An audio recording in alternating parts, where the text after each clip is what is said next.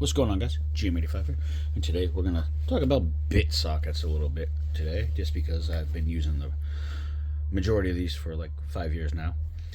And mild complaints and grievances aboard. So there's some gearwrench, some Husky, some Bonnie, Gray Pneumatic, Craftsman, Snap-on, and Bondis and all that stuff, guys. And I think there's a Lyle one flown around here somewhere too, though. So first things first, let's go to the Bondis now. These are awesome sockets. These are half drive ones from Bondis. These are their pro hold ones. The only issue with these is they do come straight out of the socket with no problem. That little mark is their little glue that's supposed to keep them in place, but I don't use the long ones very often anymore from them, especially in half drive. But I do like this little 2-inch one though, because I flip it around and I kind of get the best of both worlds with it. So this isn't a gripe, really. Someone says a situational thing. So kind of a blessing in disguise. Now the biggest offender here is going to be gearwrench. For the prices that I've paid for some of these, they've went up and down over the years. So, and I'm only going to specifically talk about the gearwrench mid-length ones, which is this style here. They come out quite easily. So I think this is a 6mm. This has become a daily use tool, and it just comes right out. And I'm not putting this on an impact. Yeah, I may have at one point, maybe, but I don't think this has ever been on an impact. But it comes right out. Same thing with this SAE one. A lot tighter though, but still comes out. So I'm gonna leave these gearwrench ones here for a minute. I've also had the same thing happen with Lyle multiple times over the years with their hexes. This is a 7. I have a few of these, but Lyle's been kind of the same. This is not like the old Lyle I've had, so a little different. But Lyle's done it as well. Now, I'm going to go to another American one.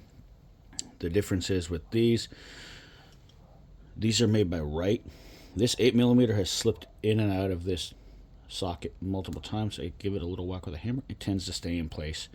Same thing with the longer ones from Wright as well. I've had a good number of these ones fall out as well, but then again they stay in place, which is where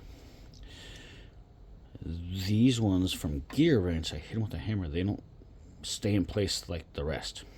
They tend to come back out a lot.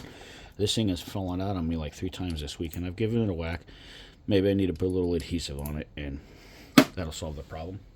So now we're going to move into some homemades and some quality things from Snap-on and stuff. This is just a 12mm impact with a 2-inch ball from Bondis that I have heavily glued into place with a couple of different compounds. Started with super glue, then I ended up with a good amount of Kimball Midwest Instabond, and so far this thing hasn't moved, wiggled, or taken out. I felt a little wiggle there, but stays pretty good. And then for the other common use guys I've done is impact sockets from Snap-on along with Snap-on bits. Pounding them in, I'm not sure if I didn't get this one deep enough, but this one wiggles quite a lot, obviously, but yet has not fallen out. Opposite has happened with this little 8mm here. It stayed for about 6 months and then somehow got loose, so I went with the adhesive route. So far so good on that. I like that a lot. Now for the ones that have never fallen out on me, surprisingly, would be these guys here.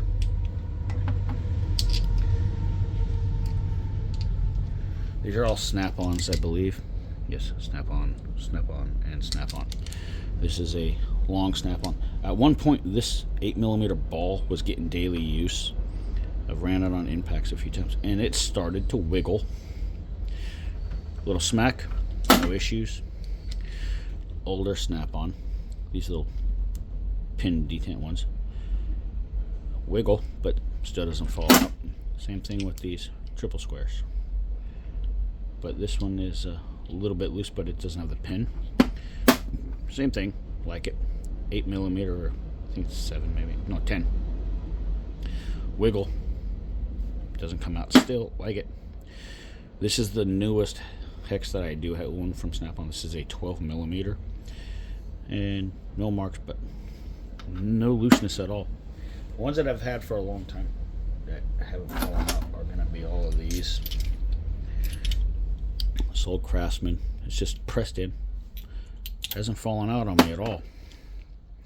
Same thing with this. This is a newer Craftsman, I believe. One of these two. Hold on, I got two of them here.